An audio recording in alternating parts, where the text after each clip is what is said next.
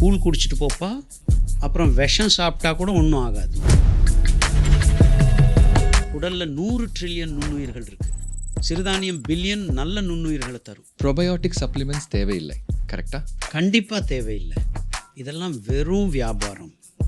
மக்கள் என் adrenal gland நல்லா இருக்குன்னு டெஸ்ட் பண்ணுறாங்க. ஆனால் அதையும் நரம் சிக்னல்களையும் கண்ட்ரோல் பண்ணுறது உங்கள் குடல் தான். பாட்காஸ்ட்டுக்கு வாங்க. பத்மஸ்ரீ காதர் வாலி மில்லட்ஸ் இந்தியாவை காப்பாற்றும்னு உறுதியா நம்புறவர். 30 வருட விழிப்புணர்வு.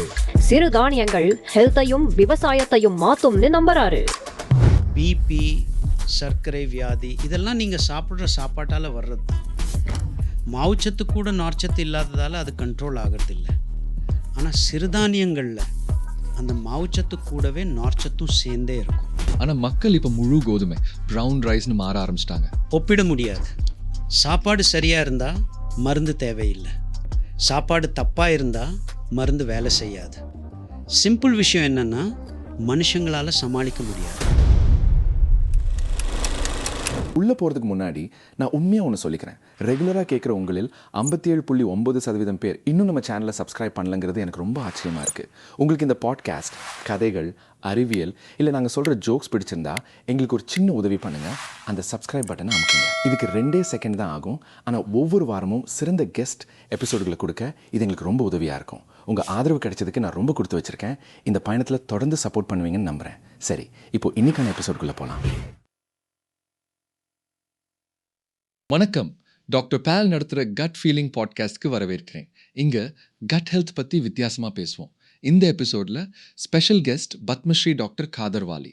இவர் 30 வருஷமாக மில்லட்ஸ் பற்றி ஆழமாக ஆராய்ச்சி பண்ணுறாரு. இந்தியா மட்டும் இல்லாமல் அமெரிக்கா, பிரிட்டிஷ் சயின்டிஸ்ட்களோடு சேர்ந்து குளோபல் ஆராய்ச்சி பண்ணியிருக்காரு. அதனால தான் இவர் ரொம்ப செல்லமாக இந்தியாவின் சிறுதானிய மனிதர்னு சொல்லுவாங்க. கட் பாக்டீரியாவுக்கு ஃபைபர் முக்கியம்னு நமக்கு தெரியும். இந்த பாட்காஸ்ட்டில் மில்லட்ஸ் எப்படி, குடல் ஆரோக்கியம், தினசரி சிறுதானியங்களை எப்படி பயன்படுத்தலாம், அதை பயன்படுத்தாதது எப்படி, உலக வெப்பமயமாதலுக்கு ஒரு பிரச்சனையாக மாறுதுன்னு இந்த எல்லா விஷயங்களையும் பற்றி நாம் ரொம்ப ஆழமாக பேசியிருக்கோம். இந்த பாட்காஸ்ட் எனக்கு ரொம்பவே பிடிச்சிருக்கு. தயவு செஞ்சு ஒரு நோட் பேட் எடுத்து நாம் டிஸ்கஸ் பண்ண எல்லா முக்கியமான பாயிண்ட்ஸையும் குறித்து வச்சுக்கோங்க. ஏன்னா எதிர்காலத்தில் இது உங்களுக்கு கண்டிப்பாக தேவைப்படும். வாங்க இந்த விஷயத்துக்குள்ளே இன்னும் ஆழமாக போகலாம். பாட்காஸ்ட்டில் கலந்துக்கிட்டதுக்கு ரொம்ப ரொம்ப நன்றிங்க. அதாவது நான் ரொம்பவே ஆர்வமாக இருக்கேன். ஏன்னா நான் பொதுவாக மற்றவங்க கிட்டேருந்து நிறையா கற்றுக்கணும்னு நினைக்கிற ஆள். நீங்கள் சோஷியல் மீடியாவில் சொன்ன நிறையா விஷயங்களோட என்னால் கனெக்ட் பண்ணிக்க முடியுதுங்க. அது ஏன்னா இந்த மெடிக்கல் சிஸ்டம்னு சொல்கிறீங்களே, அது கண்டிப்பாக டயட் மேலே இன்னும் கொஞ்சம் அதிகமாக கான்சென்ட்ரேட் பண்ணணுன்னு நான் உண்மையாகவே ஃபீல் பண்ணுறேன். நீங்களும் கூட அப்படி தான் நினைக்கிறீங்களா? என்ன சொல்கிறீங்க? உணவே இன்னும் மருந்தா? உண்மையாகவே நான் இதை விட இன்னொரு படி மேலே போவேன். சாப்பாடு சரியாக இருந்தால் மருந்தே தேவையில்லை. சாப்பாடு தப்பாக இருந்தால் எந்த மருந்தும் சரியாக வேலை செய்யாது. அதனால் என் பார்வையில் நியூட்ரிஷனிஸ்டும் டாக்டர்ஸும் இத்தனை நாள் கற்றதிலிருந்து கொஞ்சம் அன்லேர்ன் பண்ண ஆரம்பிக்கணும். ஏன்னா ஹெல்த்துக்கு அடிப்படைனா அது முதல்ல ஃபுட் தான். அப்புறம் நோய்களை எப்படி தடுக்கிறதுன்னு கற்றுக்கணும். அதுக்கு சரியான சாப்பாட்டை நாம் தேர்ந்தெடுக்கணும். சரியான சாப்பாடு. ஆமாம், இது எனக்கு ஒரு பெரிய பயணம்னே சொல்லலாம். நான் ஒரு அலோபதி டாக்டர். முக்கியமாக வயிறு சம்மந்தப்பட்ட நோய்களுக்கு தான் ட்ரீட்மெண்ட் கொடுக்குறேன். ஆனால் நான் என்ன புரிஞ்சுக்கிட்டேன்னா, நம்ம சாப்பிட்ற சாப்பாட்டை மாற்றலைன்னா அந்த நோய் எப்போவுமே முழுசாக குணமாகவே செய்யாது. அதனால தான் நாங்கள் இப்போ ஃபைபர் பற்றி பேச ஆரம்பிச்சிருக்கோம். அதனால் நீங்கள் பார்த்தீங்கன்னா ஒவ்வொரு பெண்களுக்கும் தினமும் ஒரு 25 கிராம் ஃபைபர் கண்டிப்பாக வேணும். அதே மாதிரி ஆண்களுக்கு ஒரு 38 கிராம் வேணும்னு நாங்கள் சொல்கிறோம். இதுக்கு எந்த மாதிரியான சாப்பாட்டை எடுத்துக்கலான்னு நிறையா பேர் யோசிக்க ஆரம்பித்து கடைசியாக இப்போது சிறுதானியங்கள் பக்கம் வந்திருக்காங்க. ஆமாம். ஆனால் நீங்கள் 25-30 வருஷமாக இதை தொடர்ச்சியாக பண்ணுறீங்க. நாம் எங்கே தப்பு பண்ணோன்னு யோசிக்கணும். ஃபுட்டை பிரிக்கிறதுக்கு ஒரு சூப்பரான வழி இருக்குது. சொல்கிறேன் கேளுங்க, ரொம்ப ஈஸி. காய்கறிகள், கீரைகள், வேர்க்கிழங்குகள், அப்புறம் தானியங்கள், ஃபைபரோட தன்மையை வச்சு தான் இதை இப்படி பிரிக்கிறோம். ஓஹா. காய்கறிகள்லையும் கீரைகள்லையும் கொஞ்சம் இயற்கையான நேசன்ட் ஃபைபர் இருக்குது. கிழங்குகளில் பார்த்திங்கன்னா இன்னும் கொஞ்சம் இமைச்சோரான ஃபைபர் இருக்கும். அப்புறம் தானியங்கள்னால் அரிசியும் கோதுமையும் மட்டும் இல்லைன்னு சொல்லணும்.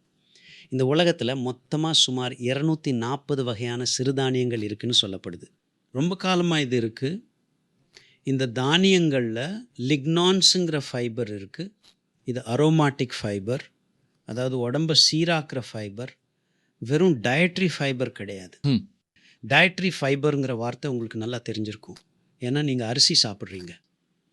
அந்த வெள்ளை அரிசியில் சுத்தமாக ஃபைபரே கிடையாது. ஆமா. நான் இசப்கோல் சேர்த்தா அது டயட்ரி ஃபைபர். ஆனால் மாவுச்சத்தை அது கட்டுப்படுத்தாது.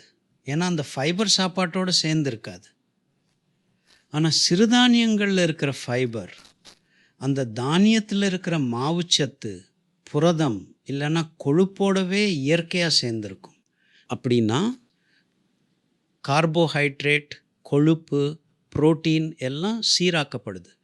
ஏன்னா நமக்கு தேவையான இந்த 3 விஷயங்களை வெளியே கொண்டு வர நம்ம செரிமான மண்டலம் முதல்ல ஃபைபரை தான் ப்ராசஸ் பண்ணணும். அதனால் இதோட அடிப்படை என்னென்னா, சரியான செரிமானம் இந்த ஃபைபரை பொறுத்து தான் இருக்குது. இதுதான் ஃபைபரோட முதல் வேலை. 2வது விஷயம் ஆன்டி ஆக்சிடெண்ட் குணங்கள். இலைகள்லையும் கீரைகள்லையும் இந்த தன்மை ரொம்பவே அற்புதமாக இருக்கு. அப்புறம் வேர்களில் அப்புறம் கிழங்குகளில் இருக்கிற ஃபைபர் முழுமை அடையாதது. அதாவது ஒரு மாதிரி அது பாலிசாக்கரைட் அடிப்படையிலானது. அதனால் ஒரு மாதிரி அதில் அரோமேட்டிக் ஃபைபர் குணமும் உடஞ்ச பாலிஃபினோலிக் வகையான ஆன்டி ஆக்சிடெண்ட் தன்மையும் கொஞ்சமாக இருக்குது. பார்த்தீங்களா? இப்போ பார்த்தீங்களா, நம்ம முன்னோர்கள் இந்த ஃபைபரோட தரத்தை வச்சு தான் சாப்பாட்டை வகைப்படுத்தியிருக்காங்க. இங்கே தான் மாடர்ன் நியூட்ரிஷனிஸ்ட்டுகள் தப்பு பண்ணியிருக்காங்க. ஃபைபர் உடம்புக்கு ரொம்ப முக்கியம்னு அவங்க ஏற்றுக்கவே இல்லை. ஃபைபர் ஏன் அவ்வளோ முக்கியம்னு தெரியுமா? அதாவது ஏன் அப்படின்னு தெரியுமா? நம்ம உடம்புல ஏற்படுற ஆக்சிடேட்டிவ் ஸ்ட்ரெஸ்ஸை சுத்தம் பண்ணுறதுல ஆரம்பிச்சு, நம்ம உடம்புல மெட்டபாலிசம் மூலமாக சேர்ற மோசமான நச்சு கழிவுகளை வெளியேற்றுற வரைக்கும் மெட்டபாலிக் ஹவர்ஸ்னு நாம் சொல்லுவோம். நம்ம உடம்பு சந்திக்கிற மலம், யூரின், வியர்வை, அப்புறம் கார்பன் டை ஆக்சைடு மூலமாக அதெல்லாம் வெளியேறணும் போல். அதாவது ரொம்ப 4 வகை கழிவுகள். அதனால் ஆரோக்கியங்கிறது வெறும் சத்துக்களை மட்டும் பொறுத்தது இல்லை, உடம்பை தினமும் டீடாக்ஸ் பண்ணுறதுலையும் இருக்குது. என்ன கேட்டால் தினமும் இல்லை. சிறுதானியங்களில் இருக்கிற லிக்னான்ஸ் ஒவ்வொரு நொடியும் அதை செய்யும். அதனால் ஆக்சிடேட்டிவ் ஸ்ட்ரெஸ்ஸை அதோட வேர்லேயே சரி பண்ணிடலாம். சாப்பாட்டில் அருமையான ஃபைபர் இருக்கும்போது, ஃபைபரோட 2 முக்கியமான குணங்கள்னு பார்த்தா 2 பாயிண்ட்ஸ் ரொம்ப முக்கியம். அதாவது அதில் ஆன்டி ஆக்சிடெண்ட் தன்மையும் நல்லா இருக்குது. அது மட்டும் இல்லாமல் நம்ம உடம்புல ரத்தத்தில் சத்துக்கள் கலக்கிறதையும் அது சீராக்குது. ஃபைபர்னால் என்னன்னு மக்கள் யோசிக்கிறாங்க. இதுதான் அதோட ரொம்ப முக்கியமான குணம். சும்மா எதையாவது சேர்த்துட்டு என் சாப்பாட்டில் ஃபைபர் இருக்குன்னு சொல்கிறதெல்லாம் சரியான முறை கிடையாது. அதனால் நமக்கு உடம்பை சீராக்கிற நார்ச்சத்து ரொம்பவே தேவை. அந்த நார்ச்சத்து சிறுதானியங்களில் இருந்து தான் கிடைக்குது. சிறுதானியங்கள்ல உடம்பு சீராக்கிற நார்ச்சத்து தான் குடல்ல இருக்கிற பாக்டீரியாவுக்கு உணவாகுது. இல்லைங்க, நிஜத்தில் பார்த்தீங்கன்னா எந்த ஒரு நார்ச்சத்துமே பாக்டீரியா வளர. ஆனால் இந்த லிக்னான் அரோமேட்டிக் நார்ச்சத்து இருக்கும்போது ஏரோபிக் பாக்டீரியா கூட்டமைப்போட பன்முகத்தன்மை ரொம்ப முதிர்ச்சியாகவும் முழுமையாகவும் மாறும். அதனால் நான் என்ன சொல்ல வர்றேன்னா, இப்போ நீங்கள் கீரைகள் எடுத்துக்கிறீங்க, அதை ப்ரீபயோட்டிக்ஸ்னு சொல்லுவாங்க. இப்போ என்கிட்ட இந்த சிறுதானியம் இருக்குது, அதுவும் ஒரு வகையில் ப்ரீபயோட்டிக் தான். ஆனால் இந்த சிறுதானியம் சார்ந்த நார்ச்சத்துகள் உருவாக்குற ப்ரோபயோட்டிக்ஸ் இருக்குல்ல, அது இன்னும் ரொம்ப முக்கியமான விஷயம். அது ரொம்ப நல்லது. நீங்கள் ஒரு கீரையை எடுத்து அதை புளிக்க வச்சு செய்கிற உணவை விட அதில் இது 1,00,000 மடங்கு ரொம்ப நல்லது. அது நல்லது தான், ஆனால் இது நல்லது 1,00,000 மடங்கு நல்லது. அதனால் ப்ரோபயோட்டிக்ஸோட தன்மை ப்ரீபயோட்டிக்ஸை பொறுத்து தான் இருக்குது. அந்த ப்ரீபயோட்டிக்கில் முதிர்ச்சியான நார்ச்சத்து இருக்குது. இப்போது தயாரிக்கும் ப்ரோபயோட்டிக்ஸ் தரமாக இருக்குது. வெரைட்டி ரொம்பவே நல்லா இருக்கு. நாங்கள் குடல் பாக்டீரியா பற்றி ஆராய்ச்சி பண்ணோம். அதில் நீங்கள் சொன்ன மாதிரி 100 ட்ரில்லியன் குடல் பாக்டீரியா இருக்குது. இப்போது டியோடினம் வரைக்கும் போகிறத பற்றி டீட்டெயிலாக பேசிக்கிட்டு இருந்தோம், முக்கியமாக பெருங்குடல் பகுதியில். அப்போது அடிப்படை அறிவியல் ஆராய்ச்சியில் நாங்கள் என்ன தெரிஞ்சுக்கிட்டோம்னா, பொதுவாகவே எவ்வளோ அதிக வகையான குடல் பாக்டீரியாஸ் இருக்கோ அந்த அளவுக்கு உங்களுக்கு தொற்றா நோய்கள் வர்ற அபாயம் குறையும். தொற்று நோய்கள் ரெண்டுமே உங்கள் குடல் மைக்ரோபயோமை பொறுத்து தான் இருக்கு. மைக்ரோபயோ நிறைய பேர் தொற்று நோய்னா அது வேறு விஷயம்னு தப்பாக புரிஞ்சுக்கிறாங்க. அப்படி இல்லை. உங்கள் குடலில் இருக்கிற நல்ல பாக்டீரியா ஸ்ட்ராங்காக இருந்தால் பரவுற நோய் பரவாத நோயின்னு ரெண்டுமே உங்களை விட்டு போயிடும். ரொம்ப சிம்பிளான விஷயம்.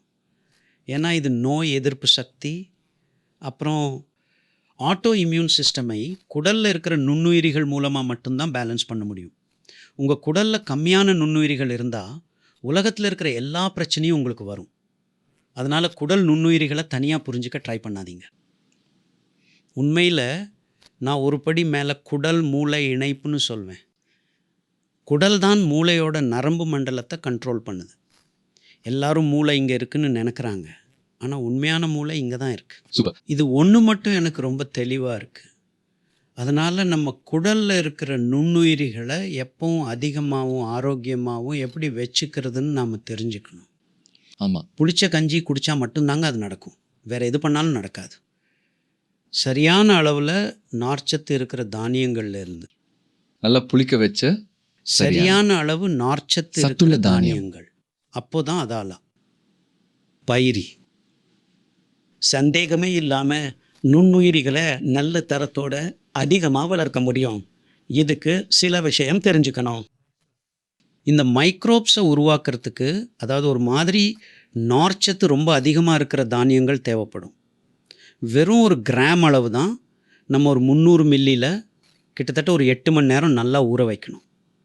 அப்புறமா ஒரு 10 நிமிஷம் கொதிக்க வச்சு ஒரு மண் பானையில் கதர் துணியால் அதை நல்லா கட்டணும். வெளிநாட்டுக்காரங்களுக்கு கொஞ்சம் நல்லா புரியணுன்றதுக்காக சொல்கிறேன்.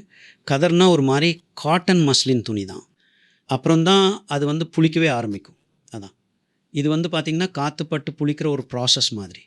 அதனால் எவர் சில்வர் பாத்திரத்துலலாம் தயவு செஞ்சு பண்ண ட்ரை பண்ணாதீங்க.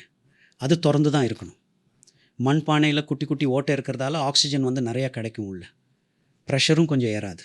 இது ரொம்ப முக்கியம் தாங்க. ஏன்னா சில்வர் பாத்திரம் மாதிரி வேறு எதுலையாவது வச்சா ப்ரெஷர் ஏறும். எந்த சாப்பாடாக இருந்தாலும் புளிக்கும்போது ப்ரெஷர் ஏறும். அதனால் அந்த ப்ரெஷர் ரிலீஸ் ஆகணும். அதுக்கு மண்பானை தான் கரெக்டாக இருக்கும். அதோட சாதாரண மனுஷங்களுக்கும் கிராமத்தில் இருக்கிறவங்களுக்கும் இது ரொம்ப ஈஸி. குடலுக்கு தேவையான நல்ல பாக்டீரியாக்களை உருவாக்க இதுதான் பெஸ்ட் வழி.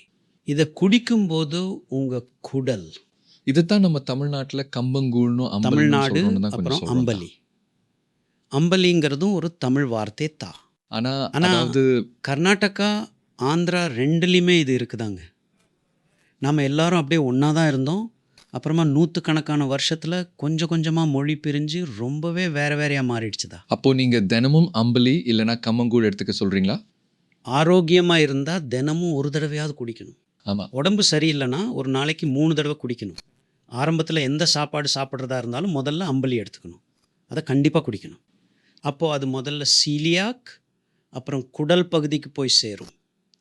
ஏன்னா வயிற்றில் இருக்கிற வாழ்வை நம்ம ஏமாற்றணும். திட உணவாக சாப்பிட்டா அது மூடிக்கும். அப்புறம் ஆசிட் சுரந்து செரிமானம் நடந்தால் தான் திரும்ப திறக்கும். டைம் எடுக்கும்ல. அதான் சாப்பிட்ட உடனே எதையும் குடிக்க வேண்டான்னு சொல்கிறாங்க. முதல்ல அம்பலி குடிங்க, 5 நிமிஷம் கழித்து சாப்பிடுங்க. ஓகே, சரி. இந்த விவரங்கள் ரொம்ப முக்கியம். அப்படின்னா இதை வெறும் வயிற்றுலையும் குடிக்கலாம்? ஆமாம், வெறும் வயிறு. சரிங்க. இல்லைன்னா சாப்பாட்டுக்கு முன்னாடி, சாப்பிட்றதுக்கு முன்னாடி. இதில் என்னென்ன மாதிரி சிறுதானியங்கள் இருக்குது? ஆமாம், சிறுதானியங்கள் C4 வகைப்பொருட்கள். ஆனால் கோதுமையும் அரிசியும் C3 வகைப்பொருட்கள். இதுக்கு நடுவில் இருக்கிற முக்கியமான வித்தியாசம் என்னென்னா, C3 வகைப்பொருட்கள் வளரவும் தானியங்களை உருவாக்கவும் நிறைய தண்ணி தேவைப்படும். அதோட மகசூல் தண்ணியை நம்பித்தான் இருக்குது. ஆனால் C4 வகைப்பொருட்கள், C4 ஆக்சலோஅசிட்டிக் ஆசிட்ல இருந்து குளுக்கோஸை உருவாக்குற மரபணு குறியீடு அதுக்கிட்ட இருக்குது. அதனால் அது தண்ணியை நம்பி இல்லை, அது அந்த தேவையை குறைச்சிடுது. அதனால் தண்ணியே இல்லாமல் காற்றுல இருக்கிற ஈரப்பதத்தை மட்டும் உறிஞ்சியே அதால் தானியங்களை உருவாக்க முடியும். இதனால தான் இதில் நாச்சத்து அதிகமாக சேர்ந்துருக்கு. அதனால் முக்கியமான வித்தியாசம் என்னென்னா, சிறுதானியங்களில் கார்போஹைட்ரேட் கூடவே நாச்சத்தும் சேர்ந்தே இருக்கும். இந்த கட்டமைப்பு அமைப்பில் பெரிய சிறிய சிறுதானியங்கள்னு 2 இருக்குது. மில்லினா 1000ல் 1, ஃப்ரெஞ்சு மொழியில் மில்லிமீட்டர், மில்லிகிராம், அந்த மாதிரி. அதனால் தோராயமாக ஒரு மில்லிமீட்டர் அளவில் இருக்கிற தானியங்களை எல்லாம் மில்லட்ஸ்ன்னு சொல்கிறாங்க இப்போதைய நிலவரப்படி. மில்லிமீட்டரை விட கொஞ்சம் பெருசாக இருந்தால் அதை மேஜர் மில்லட்ஸ்ன்னு சொன்னாங்க. மேஜர் மில்லட்ஸ் அதாவது கம்பு, கேழ்வரகு மாதிரி. பெரிய திணை, ரொம்ப பெரிய சோளம்னு நாம் சொல்கிறோம்ல, அதாவது அந்த மாதிரி. உண்மையில் மக்காச்சோளம் கூட ஒரு சிறுதானியம்தான். ஆனால் அதோட அளவு கொஞ்சம் பெருசாக இருக்கிறதால அவங்க அதை தனியாக பிரிக்கல, சிறுதானியம்னு பிரிக்கலை, அதை தானியம்னு சொல்கிறாங்க. அரிசி, கோதுமை உட்பட எல்லாமே மோனோகாட்ஸ். ஆனால் அரிசி, கோதுமை எல்லாம் C3 புல் வகை, சிறுதானியங்கள் C4 புல் வகை. மக்காச்சோளமும் C4 தான். C4 தான் பார்க்கலாம். பட் பெரிய தானியம் பெருசாக இருக்கிறதால அதை சிறுதானியத்தில் சேர்க்க மாட்டாங்க. ஆனால் என்னை பொறுத்த வரைக்கும் அதோட அமைப்பு படியும் தொழில்நுட்பப்படியும் அதுவும் ஒரு சிறுதானியம்தான். ஆனால் சமீப காலமாக இந்த வெளிநாட்டுக்காரங்க மக்காச்சோளத்தை மரபணு மாற்றம் செஞ்சு இந்த பாப்கார்ன், அப்புறம் மரபணு மாற்றம் செய்யப்பட்ட ஸ்வீட் கார்னை பன்றிக்கும் மற்ற விலங்குகளுக்கும் கறிக்காக தீவனமாக கொடுக்குறாங்க. அது வேற. நான் அதை பற்றி பேசலை. நான் நம்ம ஊர் பழைய நாட்டு மக்காச்சோளத்தை பற்றி பேசுகிறேன். ரொம்ப வருஷத்துக்கு முன்னாடி, அதாவது அந்த காலத்தில் ரெட் இண்டியன்ஸ் பூசணிக்காயை வளர்த்தாங்க. மக்காச்சோளம் அப்புறம் பீன்ஸ், இதுதான்பா அதாவது அமெரிக்க கண்டத்தோட ஒரு உண்மையான சாப்பாடு மாதிரி. அவங்க இந்த மூணையும் சேர்த்து தான் வளர்ப்பாங்க, தெரியுமா? சோளம், அந்த இது பூசணிக்காய், ஓ அது அந்த இடம் ஃபூ. ஆமாம். அப்புறம் பீன்ஸ் மக்காச்சோளத்தண்டில் படர்ந்து வளரும். ஸோ இதில் டைகார்டு இருக்குது, மோனோகார்டு, மோனோகாட் தானாமா, பூசணிக்காய் பழமாகவும் காய்கறியாகவும் இருக்குது. அது ஒரு முழுமையான சாப்பாடு. அப்புறம் நாம் பேசின மாதிரி அதே நார்ச்சத்து இதுலேயும் இருக்குது. ஸோ மக்காச்சோளத்தில் இருக்கிற நார்ச்சத்தும் நல்லா வேலை செய்யும். அதனால் கோதுமையை விட மக்காச்சோளம் ரொம்ப நல்ல தானியம். கோதுமை அப்புறம் அரிசி. Okay okay. ஸோ அதாவது நீங்கள் சொன்னது எல்லாத்தையும் வச்சு பார்த்தா நாம் சிறுதானியங்களை விட்டு விலகி வந்துட்டோம்னு நீங்கள் சொல்லிட்டு இருக்கீங்க. நாம் தொடர்ந்து நாம் விலகலை, நம்மளை விலக வச்சாங்க. இந்த கார்ப்பரேட் கம்பெனிக வெடிகுண்டு பொருளை உரமாக மாற்றி விற்கிறதுக்கு அரிசியையும் கோதுமையையும் தேர்ந்தெடுத்தாங்க. அதுக்காக டேம் கட்டி உரங்களை விற்க ஆரம்பித்தாங்க, காப்புரிமை வாங்கினாங்க. இதெல்லாம் அப்படி தான் நடந்துச்சு. புரியல, வெடிகுண்டு பொருளா? என்னது அது? பாருங்கள், அப்போல்லாம் அமோனியம் நைட்ரேட்டை தான் வெடிகுண்டுக்கு அடிப்படையாக யூஸ் பண்ணாங்க. இப்போது அது TNT அப்புறம் RDXன்னு நிறையா மாறிடுச்சு. ஆனால் நான் 2வது உலகப்போர் நடந்த காலத்தை பற்றி பேசிகிட்ருக்கேன். அந்த போர் முடிஞ்சதும் மீதம் இருந்த வெடிகுண்டு பொருள்கள்லாம் உரமாக மாற்றப்பட்டுச்சு. ஓ அப்படி. இதுதான் உங்கள் பசுமை புரட்சியோட அடிப்படை. பாருங்கள், நாங்கள் 25-30 குவிண்டால் அளவுக்கு அரிசியும் கோதுமையும் உற்பத்தி பண்ணுறோன்னு அவங்க சொன்னாங்க. இதுதான் பசுமை புரட்சி. ஆனால் உண்மையில் அவங்க விற்றது வெடிகுண்டு பொருளை உரமாக மாற்றி விற்றாங்க. அப்புறம் ஒத்தப்பயிர் விவசாயம்தான் அதோட விவசாய பரிணாமம். இயற்கையில் எதுவுமே தானாக தனியாக வளராது. அது பலவிதமான செடி கொடிகளோடு சேர்ந்து தான் வளரும்.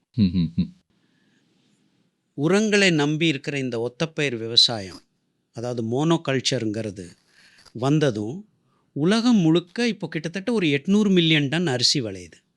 அதே மாதிரி 800 மில்லியன் டன் கோதுமை விளையுது. அதனால் இப்போது மக்கள் எல்லாரும் இதை மட்டும்தான் சாப்பிடணுன்னு அவங்க ஆசைப்படுறாங்க. அப்புறம் அந்த எக்ஸ்பர்ட் என்ன சொன்னார்னா, சிறுதானியங்கள்லாம் ரொம்ப பழமையான உணவு, முரட்டு தானியங்கள், பறவைகளுக்கான தீவனம்னு சொன்னார். இவ்வளோ சத்தான அற்புதமான தானியங்களுக்கு இப்படி தான் பேர் வச்சாங்க. அதுக்கப்புறம் நம்மளோட நினைப்பிலிருந்தே அதை கொஞ்சம் கொஞ்சமாக அழிக்க ஆரம்பிச்சிட்டாங்க. இந்த உலகத்தில் சிறுதானியங்களுக்குன்னு ஒரு ஆராய்ச்சி மையம் கூட கிடையாது. ஆனால் சமீபத்தில் ஹைதராபாத்தில் இந்தியன் இன்ஸ்டிடியூட் ஆஃப் மில்லட் ரிசர்ச்னு ஒன்று கொண்டு வந்தாங்க. அவங்க உண்மையில் சோளத்தை பற்றி தான் ஆராய்ச்சி பண்ணிட்டு இருந்தாங்க. எதுக்காகனா 2017 இல்லை 2018 வரைக்கும் கால்நடை தீவனத்துக்காக. நான் 1997 இருந்து சிறுதானியங்கள் பற்றி வேலை செஞ்சிட்ருக்கேன். நாங்கள் கிராமமாக போய் விழிப்புணர்வு ஏற்படுத்திகிட்ருக்கோம். அதனால் அவங்களும் இதை சிறுதானிய ஆராய்ச்சி நிலையமாக மாற்றணும்னு நினச்சாங்க. ஆம். அரிசியில் குளுக்கோஸை கட்டுப்படுத்துகிற நார்ச்சத்து இல்லை. அதனால் அது ரத்தத்தில் குளுக்கோஸை வெள்ளம் மாதிரி கலக்கும். உமி நீக்குதாங்க. நார்ச்சத்து சுத்தமாக இல்லை. 0.2 கிராம் இருந்தாலும் கட்டுப்படுத்துகிற திறன் கிடையாது. 100 கிராம் அரிசி சாப்பிடும்போது 20 நிமிஷத்தில் 35 கிராம் குளுக்கோஸ் ரத்தத்தில் கலக்குது. ரத்த ஹோமியோஸ்டாசிஸ் அளவு என்ன? 5 கிராம் தான். உடம்பில் இருக்கிற மொத்த ரத்தத்துக்கும் சேர்த்து. இது மூலமாக நீங்கள் உங்கள் ரத்தத்தோட சமநிலையை கெடுக்கிறீங்க. அதுக்கப்புறமும் உங்கள் உறுப்புகளோட செயல்பாட்டை சரியாக வச்சுக்க முடியும்னு நீங்கள் நினைக்கிறீங்க. ஓ, ரத்தத்தோட சமநிலையே நீங்கள் கெடுத்துட்டு அப்புறம் எப்படி ஆரோக்கியமாக இருக்கிறத பற்றி பேச முடியும்? அப்போது உங்கள் ரத்தத்தில் இருக்கிற அந்த அதிகப்படியான குளுக்கோஸை உங்கள் எண்டோக்ரைன் சிஸ்டம் தான்ப்பா சமாளிக்கணும். அது குளுக்கோஸ் அளவை ஒரு மாதிரி சரியாக வச்சுக்கிறதுக்காக கொலஸ்ட்ரால், ட்ரைக்ளிசரைடு, ருமாட்டிக் ஃபேக்டர்னு இதையெல்லாம் உருவாக்குறதுக்கு ரொம்பவே கஷ்டப்படுது. இதில் ஆரோக்கியமாவது ஒன்றாவது. வெறும் குளுக்கோஸ் அளவை சரியாக வச்சுக்க தவறான உணவை தேர்ந்தெடுத்து உங்கள் உடம்புல தேவையற்ற மெட்டபாலிக் வேலைகளை செய்ய வைக்கிறீங்க. அதனால தான் பிபி, சர்க்கரை வியாதி மாதிரி நோய்கள் வருது. இதெல்லாம் நீங்கள் தேர்ந்தெடுத்த உணவோட விளைவு தான். உங்களுக்கான உணவை யார் தேர்ந்தெடுத்தா? கார்ப்பரேட் கம்பெனிங்க தான் தேர்ந்தெடுத்தாங்க. அதனால் அரிசியும் கோதுமையும் மனுஷங்க உணவாக சாப்பிட்றது சுத்தமாக சயின்ஸுக்கே எதிரானது.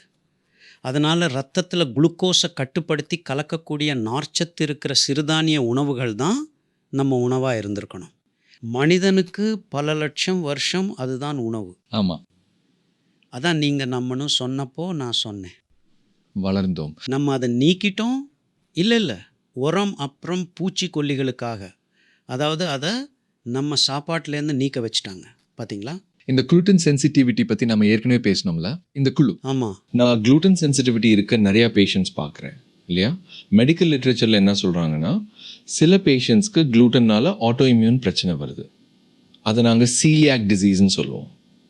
நிறைய பேருக்கு குளூட்டன் சென்சிட்டிவிட்டி மட்டும் இருக்கும், அவங்களுக்கு சீலியாக் இருக்காது. ஆனால் அவங்க குளூட்டன் சென்சிட்டிவ் ஆளுங்க. இதில் உங்கள் கருத்து என்ன? அது எதுவாக இருந்தாலும் மனுஷங்களால் குளுட்டனை ஏற்றுக்கவே முடியாது. கண்டிப்பாக சொல்கிறேன்.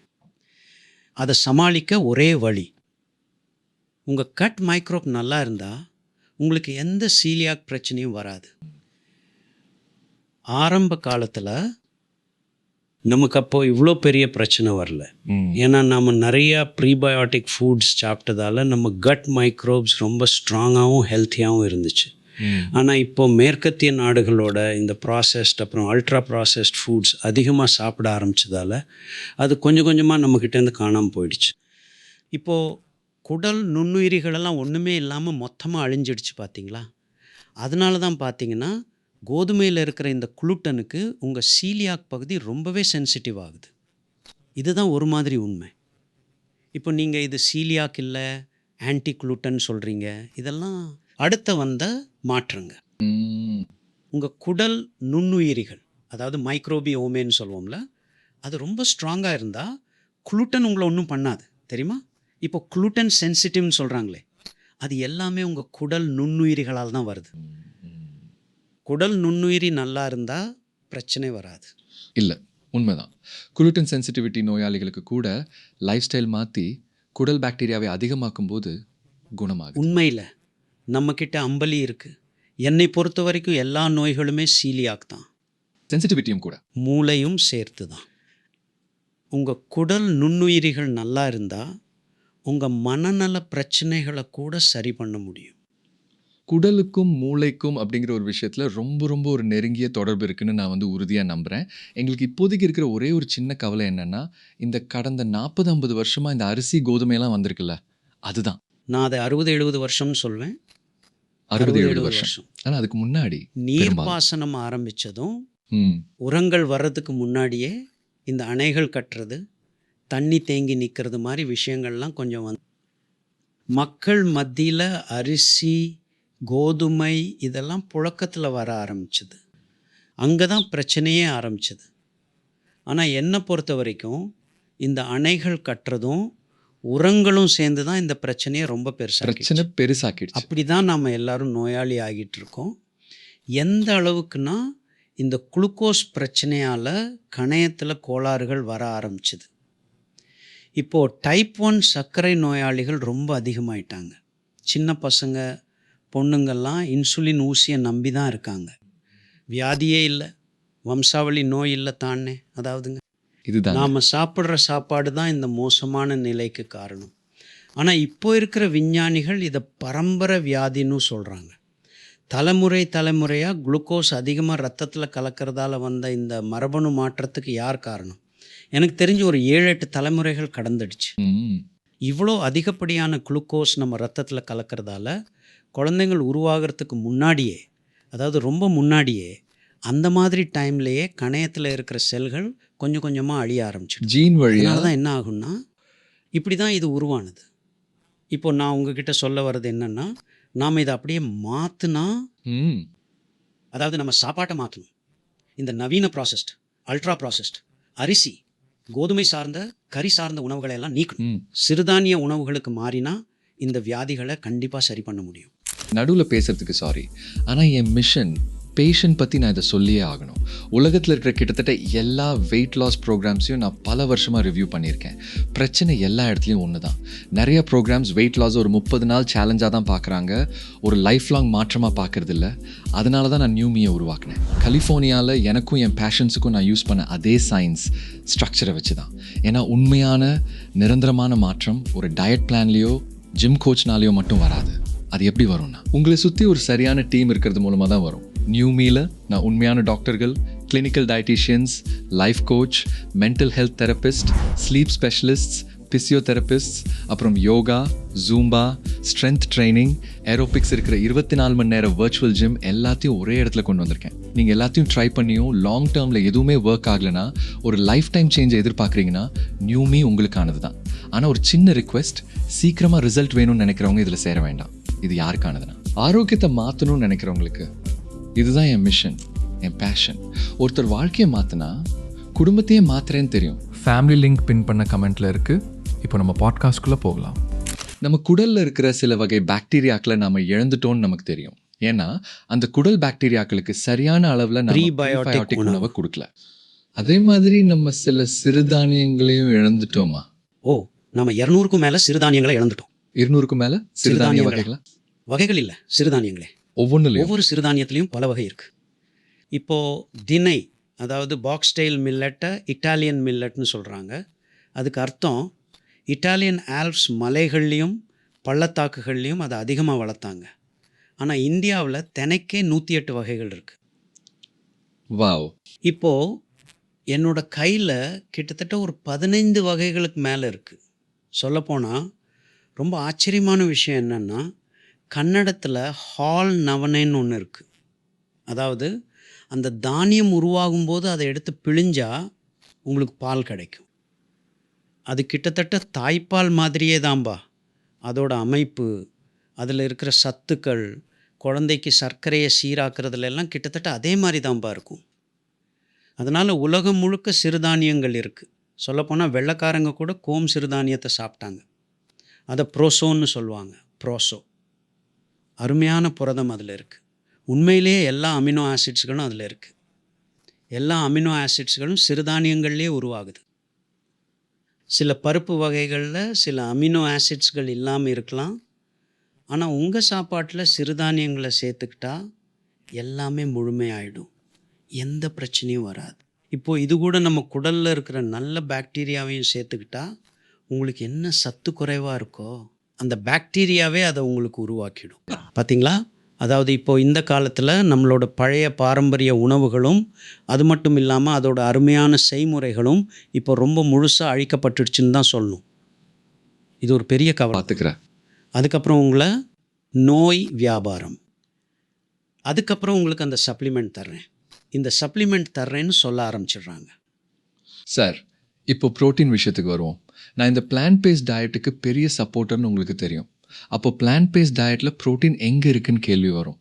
அதுக்கு நான் என்ன சொல்வேன்னா, நீங்கள் பல வகையான பருப்பு வகைகளை மாற்றி மாற்றி சாப்பிடும்போது உங்களுக்கு முழுமையான ப்ரோட்டீன் கண்டிப்பாக கிடைக்கும். சார், 180 வகையான பருப்பு வகைகள் இருக்குது. அதுலேயும் ஒவ்வொரு பருப்புக்கும் நிறைய ஓஹோ, அப்படியா? உள்வகைகள் இருக்கு. ஆமா. அப்புறம் இந்த பருப்பு வகைகள்லாம் ரொம்ப ஸ்பெஷலான பிளான்ட் மெட்டீரியல்ஸ். ஏன்னா அதால் மட்டும்தான் நைட்ரஜனை ஃபிக்ஸ் பண்ண முடியும். அதுவும் அதோட வேர்களில் நுண்ணுயிரிகள் மூலமாக நடக்கும். நைட்ரஜனை அமினோ ஆசிட்ஸாக அதாவது மாற்றும். முதல்ல அது யூரியாவாக மாறும், அப்புறம்தான் அமினோ ஆசிட்ஸ் உருவாகும். அதனால் ஒரு மாதிரி எல்லா அமினோ ஆசிட்ஸும் விலங்குகளில் மட்டும்தான் இருக்குதுன்னு நீங்கள் சொல்ல வர்றீங்க. ஆனால் நைட்ரஜன் ஃபிக்ஸ் ஆகிறது பார்த்திங்கன்னா ரொம்ப முக்கியமாக தாவரங்களில் மட்டும்தான், எந்த ஒரு விலங்கும் அதை பண்ணுறதில்ல. அதனால் கறியில் மட்டும்தான் கிடைக்கும்னு நீங்கள் சொல்கிற எல்லா அமினோ ஆசிட்ஸும், அதாவது எங்கேயாவது ஒரு வகையில் கண்டிப்பாக தாவரங்கள்லேருந்து மட்டும்தான் வந்தாகணும். அப்படி இல்லைன்னா ஒரு மாதிரி நுண்ணுயிரிகள் மூலமாக தாவரங்கள்லேருந்து வரணும். அந்த நுண்ணுயிரிகளுக்கும் விலங்குகளுக்கும் எந்த சம்பந்தமும் இல்லவே இல்லை. அதுங்களுக்கு தாவரங்கள் கூட மட்டும்தான் சம்பந்தம் இருக்குது. ஆமாம். இந்த நைட்ரஜன் ஃபிக்ஸிங் பாக்டீரியா லெக்யூம்ஸ், அதாவது லெகுமினேசி குடும்ப தாவரங்களோட வேர்களில் இருக்குது. இப்போ அதை ஃபேப்பேசின்னு சொல்கிறாங்க. அதனால் மக்களுக்கோ இல்லை சயின்டிஸ்ட்டுக்கோ எந்த ஒரு சந்தேகமும் வேண்டாம். இந்த அமினோ ஆசிட்ஸ், அதாவது முக்கியமான அமினோ ஆசிட்ஸ் எல்லாமே பிளான்ட் ப்ரோட்டீன்லேயே கிடைக்குது. அது பிளான்ட் ப்ரோட்டீனில் இருந்து தான் அனிமல் ப்ரோட்டீனுக்கு போகுது. அது மனுஷனாக இருந்தாலும் சரி, சிங்கமாக இருந்தாலும் சரி, நீங்கள் எந்த விலங்கை வேணாலும் எடுத்துக்கோங்க. நான் இப்போ இருக்கிறத பற்றி மட்டும் சொல்லலை. புதுசாக நீங்கள் ஒன்றை உருவாக்குனா கூட அது இங்கேருந்து தான் வந்தாகணும். அவ்வளோதான். இதில் பேச ஒன்றும் இல்லை. அதனால் புரதம் எல்லாமே செடிகளில் இருந்து தான் வருது. மிருகங்கள், விலங்கு மாதிரி. அவ்வளோதான். அதனால் செடிகள்லேயும், அதாவது சிறுதானியங்கள்லேயும் எல்லாமே இருக்குங்கிறதுல எந்த சந்தேகமும் வேணாம். நம்மளோட பாரம்பரியமான இந்த செடிகளோட தொடக்கமே C4 புற்களில் இருந்து தான் இதை உருவாக்குற முழு திறனும் மரபணுக்களும் அதுக்கிட்ட நல்லாவே இருக்குது. சிறுதானியங்களை ஒரு முக்கியமான உணவாக, அதாவது மெயின் ஃபுட்டாக எடுத்துக்கிட்டால் கேள்விக்கே இடமில்லாமல் போயிடும். சிறுதானியம், பயறு, பருப்பு சேர்ந்தா முழுமையானது. பயரும் பருப்பும் ஒன்று தான்.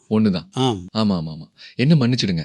அப்போ சிறுதானியங்களும் பருப்புகளும் சரியா ரொம்ப சரியா இருக்கும். சரியான பொருத்தம். குடல் நுண்ணுயிரிகளோடு சேரும்போது அது 100 மடங்கு நல்லாயிருக்கும். ஏன்னா குடல் நுண்ணுயிரிகளுக்கு அதை முறைப்படுத்துகிற திறன் இருக்குது. அருமையாக முறைப்படுத்தும் திறமை எந்த உடம்பை சீராக்கிற தன்மை இல்லாமல் சத்துக்களால் ஒரு பிரயோஜனமும் இல்லை. இதுதான் இப்போது சயின்ஸ் உலகத்தில் மிஸ் ஆகுது. எல்லா டாக்டர்களும் எல்லா மக்களும் இந்த விஷயத்தை கோட்டை விடுறாங்க. உடம்பை சீராக்கிறது, பேலன்ஸ் பண்ணுறது, நச்சுத்தன்மையை நீக்கிறது, சத்துக்களை அதிகமாக்குறது, இது எல்லாமே வேற ஒரு பரிமாணம். வெறும் நியூட்ரிஷன்லேருந்து மட்டும் இது வராது. இது ரொம்ப முக்கியமான விஷயம். இப்போ உலகத்தில் இருக்கிற எல்லா பாடத்திட்டங்கள்லேயும் இது மிஸ் ஆகுது. உண்மையில் நோய்களை தடுக்கிற இந்த சீராக்கிற தன்மையை பற்றி நாங்கள் கடந்த 30 வருஷமாக கண்டுபிடிச்சிருக்கோம். அதான். அதனால் இந்நேரம் நாம் நோய்களை தடுக்கிற நிலைமையில், அதாவது ஒரு நல்ல நிலைமையில் இருந்திருக்கணும். ஆனால் இன்னும் எத்தனை வியாதிகள் இருக்குன்னு எண்ணிட்டு கஷ்டப்பட்டுட்ருக்கோம். என் பேஷண்ட்ஸ் கேட்குற இன்னொரு விஷயம், இப்போ இந்த பாட்காஸ்ட்டை கேட்குறவங்க என்ன சொல்லுவாங்கன்னா, சரி அப்போ நீங்கள் தாவர உணவுகளை சாப்பிட சொல்கிறீங்க, உங்கள் விஷயத்தில் சொல்லணுன்னா வெறும் செடி கொடி தாவர உணவு உணவுகள் மட்டும்தாங்க. மட்டும். அதாவது கொஞ்சம், ஆமாம் அதுதாங்க. வழிகாட்டியா? ஏன்னா என்னை பொறுத்த வரைக்கும் அது ரொம்ப முக்கியமான விஷயம். ஹாஹா.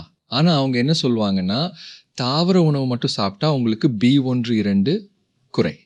கோபால்ட் தான் கோபாலமினோட அடிப்படை. அதுதான் B1-2.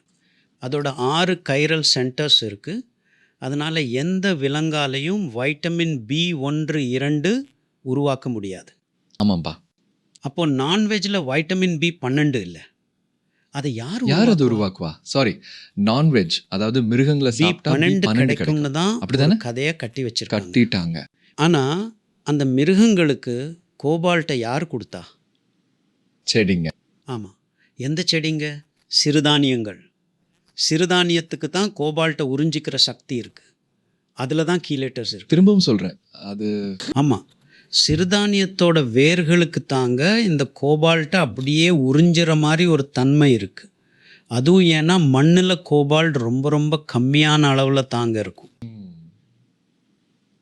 நீங்கள் நல்ல செழிப்பான டெல்டா பகுதிக்கு போனாலும் சரி, எல்லா செடியாலையும் கோபால்ட்டை உறிஞ்ச முடியாது. அதனால அந்த வைட்டமினுக்கு கோபால்ட் தேவை. அந்த கோரின் ரிங்குக்கு கரெக்டாக நடுவில் கோபால்ட் இருக்கும். ரிங் அந்த அந்த ரிங்குக்கு ரிங்குக்கு நடுவில் நடுவுல கோபால்ட் கோபால்ட் இருக்கணும்.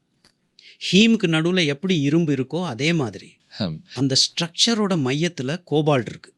அதே கெமிக்கல் கெமிக்கல் ஸ்ட்ரக்சரில் அப்புறம் அது மண்ணில் கிடைக்குதுன்னு நீங்க சொல்றீங்க. மண்ணில் தாங்க, அதாவது கரியில் இல்லை. அதனால் இந்த மண்லேருந்து வர்ற கோபால்ட்டை நம்ம சிறுதானியங்கள் ரொம்ப நல்லா உறிஞ்சிக்குது.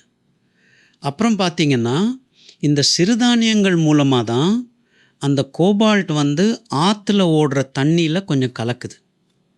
அதனால் அந்த தண்ணியில் வாழ்கிற மீன் மாதிரியான உயிரினங்கள் எல்லாம் இந்த வழியில் தான் கோபால்ட் பெறுது. அதனால தான் மீன் சாப்பிடும்போது B12 வைட்டமின் கிடைக்குதுன்னு சொல்கிறாங்க. மீனுக்கு B12 கோபால்ட்டை. இந்த அற்புதமான தாவரங்கள் நீங்கள் சிறுதானியம் சாப்பிட்டா கோபால்ட்டை பற்றி கவலைப்பட வேண்டாம். ஏன்னா நீங்கள் நேரடியாகவே கோபால்ட் எடுத்துக்கிறீங்க. அதனால தான் நான் பிளான்ட் ஃபேஸ் டயட்டில் மட்டும் இருக்கேன்னு சொன்னேன். தாவர ஆதிக்கத்தை பற்றியெல்லாம் விடுங்க. மனுஷ குடலுக்கு தேவையான எல்லாமே இதிலேருந்து தான் கிடைக்குது. சிறுதானியம் C4. வாவ். உங்களுக்கு சொல்லணுன்னா நாம் வேலை செஞ்ச 3-4 சிறுதானியங்களில் கம்பு மாதிரி சில தானியங்கள் கோபால்ட்டை நல்லா உறிஞ்சக்கூடியதாக இருக்குது. இது நமக்கு கிடைச்ச அதிர்ஷ்டம். கம்பு, PEARL, pearl millet, அப்புறம் brown top millet, brown top millet, அது திணை. அம்பலினா. கம்பு இல்லை, சிறுதானியம் தான். பெஸ்ட். அம்பலி செய். நீங்கள் திணை அம்பலி பண்ணுங்க செஞ்சு தாம்பா. பாருங்க. இதால் குடலில் ரொம்ப நல்ல பாக்டீரியா. ஆமா. மோரில் இருக்கிறத விட இது ஒன்றுலேயே, அதாவது 18,000 மடங்கு அதிகமாக கிடைக்கும். அதாவது லாக்டோபாசிலிங்கிறது ஒரு அனரோபிக் பாக்டீரியா, இல்லைன்னா பிஃபிடோ பாக்டீரியா இருக்கலாம். ரொம்ப கம்மி அளவில் இருக்கும். அதெல்லாம் அனரோபிக். ஏரோபிக் கிடையாது. ஆனால் இங்கே நமக்கு சூப்பரான ஏரோபிக் பாக்டீரியா இருக்குது. ஒவ்வொரு சிறுதானியத்துக்கும் நீங்கள் நிறையா வெரைட்டி சேர்க்குறீங்க. அதாவது உங்கள் குடலில் 100 ட்ரில்லியன் நுண்ணுயிரிகள் இருக்குது. ஒவ்வொரு சிறுதானியத்தில் இருந்தும் நம்மால் பல பில்லியன் கொடுக்க முடியும். அதாவது அம்பலி குடிங்க. 190 கிலோ இருந்தவர் அம்பலி குடித்து 3 மாதத்தில் 81 கிலோ ஆயிருக்கார். சீராக்கிறதுல வைட்டமின் B12 ரொம்ப முக்கியம். உடம்புல சீராக்கிறது தான் எல்லாமே நான் சொன்னேன்ல. உங்கள் உடல் எடையை சீராக்க, எண்டோக்ரைன் சிஸ்டத்தை சீராக்க, ஹார்மோன் சுரப்பை சீராக்க, இது எல்லாத்தையும் கட்டுப்படுத்துறது உங்கள் குடல் தான். அட்ரினல் சுரப்பி நல்லா இருக்குன்னு ஜனங்க நினைக்கிறாங்க. ஆனால் அதை சீராக்கிறது உங்கள் குடல் தான். உங்கள் டிரான்ஸ்மிட்டர்ஸ், நியூரோ சிக்னல்ஸ், இதையெல்லாம் சீராக்கிறது யார்? உங்கள் குடல் தான். அதனால் உங்கள் குடல் ஆரோக்கியமாக இருந்தால், சொல்லப்போனால் அதை தான் நாங்கள் சொல்கிறோம். கட் ஃபீலிங்னா என்ன? அப்போ நல்லது, சரியான இடத்துக்கு தான் வந்திருக்கீங்க. சரியான இடத்துக்கு தான் வந்திருக்கேன். அதான் உங்ககிட்ட பேச வந்தேன். அப்போ எந்த சிறுதானியத்தில் வேணாலும் அம்பலி செய்யலாம்னு சொல்றீங்களா? விலங்கு ஒரே ஒரு நாளில் மட்டும் நல்ல ரெகுலேட்டரி ஃபைபர் உள்ள சிறுதானியமாக இருந்தாலும் சரி. ஃபைபர். பாருங்க, அரிசிலையும் மேல் லேயரில் நார்சத்து இருக்குது. ஒன்றுமே இல்லை. அதை எடுத்துட்டா அப்புறம் அதில் ஒன்றுமே இல்லை. அது ஆல்கஹால் மாதிரி தான் மாறும். ஆமாம், புளிக்க வச்ச அரிசி, பார்லி, பார்லி, ஆல்கஹால். ஆனால் சிறுதானியத்தில் நீங்கள் ஆல்கஹால் பண்ணலாம். ஆனால் அதுக்கு ரொம்ப டைம் எடுக்கும். ஏன்னா அதை கண்ட்ரோல் பண்ணுற விஷயம் அதில் இருக்குது. வாவ். அதுதான் இதில் இருக்கிற ஸ்பெஷாலிட்டி. சிறுதானிய கஞ்சியில் உங்களுக்கு எந்த கெடுதலும் வராது. எப்போவுமே உங்களுக்கு நல்ல விஷயந்தான் கிடைக்கும். ஒவ்வொரு சிறுதானியமும் உங்களுக்கு வேறு வேறு மைக்ரோப்ஸை கொடுக்கும். வாவ். இது ரொம்ப சூப்பரான விஷயம். நாங்கள் இதோட ரிசல்ட்டை பார்த்துருக்கோம். அதனால் நம்ம குடல், முக்கியமாக சீலியாக் பகுதி, குடல் மைக்ரோப் பற்றின ரிசர்ச்லாம் என்னை கேட்டால் இன்னும் சரியாக நடக்கலை. இப்போ தான் ஆரம்பிச்சாங்க. 30 வருஷத்துக்கு முன்னாடியே பண்ணிட்டோம். இல்லை, இதுக்கான பெருமை எனக்கு வேணாம். நம்ம முன்னோர்கள் ஆயிரக்கணக்கான வருஷத்துக்கு முன்னாடி நாம் அதை பற்றி பேசலை. உண்மையை சொல்லப்போனால் வட இந்தியாவில் இதை பாசின்னு சொல்லுவாங்க. பான்சி. அது மூங்கில். அதை பாஸ்ன்னு சொல்லுவாங்க. அவங்க இந்த கஞ்சியை அந்த மூங்கில் பாட்டிலில் ஊற்றி வைப்பாங்க, தெரியும்ல? ஆம். துணியால் நல்லா கட்டி 2 அடிக்கு குழி தோண்டி உள்ளே வைப்பாங்க. இது எவ்வளோ சயின்டிஃபிக்னு தெரியுமா? 26 டிகிரி சென்டிகிரேட், எவ்வளோ குளிராக இருந்தாலும் சரி. பாலைவனத்தில் குழி தோண்டி வச்சா கூட டெம்பரேச்சர் 26 தான். ஏன் 26? அதுதான் புளிக்க வைக்க சரியான டெம்பரேச்சர். வாவ். அதை அப்படியே குடிப்பாங்க, அவ்வளோதான். நீங்கள் என்ன சாப்பிட்டாலும் இதை குடிச்சிட்டு சாப்பிட்டா எல்லாம் சரியாயிடும். வாவ். நம்ம தமிழ்நாட்டில் கூட கம்பங்கூழ்ங்கிறது ஒரு ரொம்பவே சாதாரணமான விஷயம்தான். ஆனால் ஏதோ ஒன்று. இப்போ அதை நம்ம சாப்பாட்டில் சேர்த்துக்க மறந்துட்டோம் இல்லையா? ஆனால் இப்போது நீங்கள் பீட்சா பர்கர்லாம் சாப்பிட்றீங்க சார். Pizza. நீங்கள் மறக்கலை, உங்களை மறக்க வச்சுட்டாங்க. சரி, இப்போ நான் உங்ககிட்ட இன்னொரு கேள்வி கேட்க போகிறேன். சொல்லுங்க. இப்போ வந்து இந்த சிறுதானிய பீட்சா, சிறுதானிய நூடுல்ஸ், சிறுதானிய பிஸ்கெட்னு, அதாவது இப்படிலாம் ரொம்பவே புதுசாக கொண்டு வராங்க. ஆமாம், ஆனால் அதில் அவங்க கோதுமையை கலக்கிறாங்க. ஏன்னா சிறுதானிய மாவில் இருக்கிற நார்சத்துனால உங்களுக்கு அந்த பதம் கிடைக்காது. உண்மைதான். அதனால் நீங்கள் என்ன பண்ணணுன்னா, உண்மையில் சொல்லப்போனால் கிழங்கு வகைகளை சேர்த்து அந்த பிசுப்பை கொண்டு வரணும். அதுவும் கார்போஹைட்ரேட் தான்.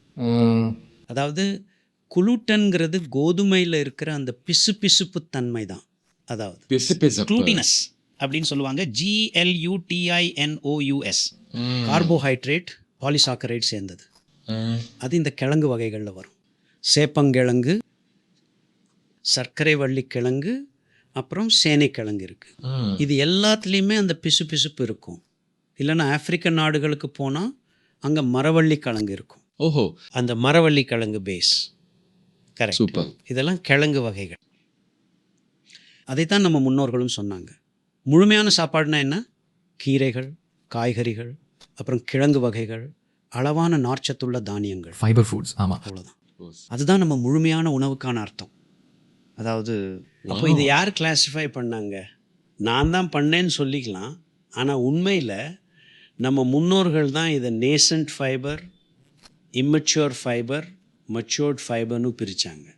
இப்போது இந்த சிறுதானிய பிஸ்கெட்லலாம் கோதுமையை தான் சேர்க்குறாங்க. கோதுமை ஒரு 20% இருக்கும், இல்லைன்னா மாற்றி 80% கோதுமை, 20% சிறுதானியம்னு இருக்கலாம். ஸோ இப்போ அந்த 20% போதுமான அளவுக்கு இருக்குமா இல்லையான்னு தோணுது. இல்லை, அதனால் ஒரு வாட்டி அந்த ம். அதனால் அந்த Mixing மிக்சிங் effect. எஃபெக்ட் நல்லதில்லை. ஏன்னா அது அழிச்சிடும்.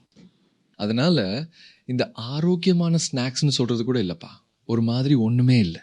அதாவது ஒருவேளை அதிவேகமானவங்களை விட அவங்க ஆரோக்கியமாக இருக்கலாம். அந்த அளவுக்கு கிரெடிட் தரலாம். மைதா பிஸ்கெட் நல்லா இருக்கும்ல? இல்லை. ஆனால் ஒருவேளை உங்களுக்கு ஆப்ஷன் மாதிரி கொடுத்தா கூட கண்டிப்பாக நீங்கள் அதை ஆமாங்க, கண்டிப்பாக சாதாரண மைதா பிஸ்கட்டை விட இது ரொம்ப நல்லது. ஏன்னா அதில் மைதா குறைவாக இருக்குது. ஓ சரி. ஆமாம், எனக்கு கொடுத்தா நான் கோதுமை பக்கமே போக மாட்டேன். ஹம். உங்களுக்கு வேணும்னா கொஞ்சம் சொல்லுங்கள். கிழங்கு வகைகளை எல்லாம் வச்சு சூப்பரான சிறுதானிய ரெசிபிஸ் மாதிரி நான் சொல்கிறேன். ஓ அப்படியா? நிஜமாவே இது முடியுமா? பண்ணியிருக்கோம். நீ அதை இருங்க. அப்போ நீங்கள் சர்க்கரை வள்ளி கிழங்கு, ஆமாம், அட சூப்பர். சர்க்கரை வள்ளி கிழங்கு போட்டு சிறுதானிய பிஸ்கட் பண்ணலாம். அட வாவ். இல்லை, ரொட்டி பூரி கூட நீங்கள் செய்யலாம். கோதுமை இல்லாமலே சப்பாத்தியோட அதே பதத்தை உங்களால் கொண்டு வர முடியும். நாங்கள் வெளியிட்ட புக்ஸில் இந்த ரெசிபிஸ் புக் பேரை சொல்லுங்க சார். பாக்கசிரி. பாக்கசிரி. அது இலவசமாகவே கிடைக்குது, நீங்கள் டவுன்லோட் பண்ணிக்கலாம். எங்ககிட்ட ஒரு QR கோட் இருக்கு. ஓ சூப்பர். உலகம் முழுக்க இருக்கிறவங்க இதை டவுன்லோட் அந்த பண்ணி QR கோட பாட்காஸ்ட்டில் பாட்காஸ்ட்ல கண்டிப்பாக ஆமாங்கிற மாதிரி. எந்த பேட்டன்ட்டும் இல்லை, காப்பிரைட்டும் இல்லை, காப்பி லெஃப்ட்டும் இல்லை. ஆப்பிரிக்காவில் ஹாட்ஷா அப்படின்னு ஒரு பழங்குடி மக்கள் இருக்காங்க. அவங்க உடம்புல 2500 வகையான குடல் பாக்டீரியாக்கள் இருக்கு. ஆனால் இப்போ இருக்கிற நம்மள மாதிரி ஆளுங்களை எடுத்துக்கிட்டிங்கன்னா 100 கூட இல்லை வெறும் ஒரு 1500 தான் சார். சார். குறையுது. ஒரு கிலோ 2.5 கிலோ இருக்கணும். ஆனால் இப்போ 100 1000 கிராம் தான் இருக்கு. என்னப்பா குடல் மைக்ரோவேட். இருங்க, நீங்கள் நம்பரில் அந்த சொல்கிறீங்க, நம்பர் நான் என்னன்னு வெயிட்ல நான் வெயிட்ல சொல்றேன். மாஸ்க்குங்கிறானுங்க. அதனால்தான் நமக்கு பிரச்சனைகள் வருது. நோயை குணப்படுத்தவே முடியல. வாவ். அப்போது பிரச்சனைக்கு முக்கிய காரணமே குடலில் இருக்கிற நுண்ணுயிரிகள் தான். அதை சரி பண்ணி திரும்பவும் உருவாக்குறது நம்ம சாப்பாடு தான். அதுக்கு முக்கியத்துவம் கொடுக்கறதுக்கு பதிலாக அதை கெடுத்து நிறைய வியாதிகளை நாமே உருவாக்கிக்கிறோம். இதில் இன்னொரு பிரச்சனையும் இருக்குது. இப்போது ஒரு பேஷண்ட் வராங்கன்னு வச்சுப்போம். நான் அவங்கக்கிட்ட சிறுதானியங்கள் சாப்பிட சொல்கிறேன். ஏன்னா அதில் நல்ல நார்சத்து இருக்குது. ஆனால் அவங்களால அதை ஏற்றுக்க முடியல. அதனால் வயிறு, உப்பசம், கேஸ் பிரச்சனைலாம் வருது. ஆமாம், நீங்கள் அம்பலி, அதாவது புளிச்ச கஞ்சி செஞ்சீங்கன்னா அது உடம்ப சரி பண்ணிடும். அதனால் அடுத்த தடவை நீங்கள் வரும்போது அவங்கள இந்த கஞ்சியை கண்டிப்பாக குடிக்க சொல்லுங்கள். ஓகே. முதல்ல அம்பலி டக்குன்னு உள்ளே போயிடும். அப்புறம் 3 நாள்ல இருந்து 3 வாரத்துக்கு எந்த பிரச்சனையும் இருக்காது. 3 வாரம் அவங்க எதையும் சமாளிப்பாங்க. ஆமாம். அவங்களால பீட்சா கூட சாப்பிட முடியும். சிறுதானிய பீட்சா. நம்பு. குடல் நுண்ணுயிரி தான் விஷயம். ஆமாம், நீங்கள் சொல்கிறது சரிதான். குடலில் உள்ள பாக்டீரியா. ஆமாம். அந்த கட்ல செத்துப்போன படலம் 3 நாளுக்கு ஒரு தடவை புதுப்பிக்கப்படணும். அது 3 நாள் நேரம்னு நினைக்கிறேன். நம்ம உடம்புல ஒவ்வொரு பகுதியும் புதுப்பிக்கிற நேரம் வேறு வேறு. கல்லீரலுக்கு 6 வாரம், எலும்புகளுக்கு 6 வாரம், ஹீமோகுளோபினுக்கு 3 மாதம். அதனால தான் இந்த நியூரான் நெஃப்ரான்ல எல்லாம் ஒரு பிரச்சனை மாதிரி வந்தால் அது குணமாக ரொம்பவே நாளாகும்பா. இப்போ நீங்கள் டயாலிசிஸ் பேஷண்ட்டாக இருந்தால் அதை மாற்ற எனக்கு 1 வருஷம் ஆகும். அதுவே நீங்கள் டயபெட்டிக் பேஷண்ட்டாக இருந்தால் 6 வாரத்தில் என்னால் மாற்ற முடியும். இதுதான். நாம் இப்போ வைட்டமின் B1, 2 பற்றி பேசணும். இந்த ரெஸ்வெராட்ரோல் பற்றியும் கொஞ்சம் பேசலான்னு இருக்கேன். ரெஸ்வெராட்ரோல் ஒரு பாலிஃபினாலிக் காம்பவுண்ட். உண்மையாக சொல்ல போனால் அது ஒரு மோனோஃபினால். அதில் CH2, OH, அப்புறம் OH அரோமாட்டிக் ரிங்ஸ் இருக்குது. நான் ஏன் இந்த கேள்வியை கேட்டேன்னு சொல்கிறேன். யூஎஸில் ரொம்ப பிரபலமாக பேசப்பட்டது, அதாவது ஒரு விஷயமா இருந்தது, ரெட் ஒயின். ஆனால் கொஞ்சம் வருத்தமான விஷயம் என்னென்னா அதை விட 8 மடங்கு ரொம்பவே அதிகமாக ரெஸ்வெராட்ரோல் நம்ம நிலக்கடலையில் இருக்குது. அதாவது அந்த வேர்க்கடலை மேலே இருக்கும்ல ஒரு ரோஸ் கலர் தோல், அதில் தான் மேல் தோல் மேலே ரெஸ்வெராட்ரோல் ஒரு மாதிரி நிறையாவே இருக்குது. அதனால் அதாவது உங்கள் ரெட் ஒயினை விட நம்ம கடலெண்ணெய் 10 மடங்கு ரொம்பவே ரொம்ப சிறந்ததுங்க. புரியுதா? சிறுதானியத்தில். ஆமாம், சிறுதானியத்தில் இருக்குது. ரெஸ்வெராட்ரோல் ஒரு சாதாரண பில்டிங் மோனோமர் தான்.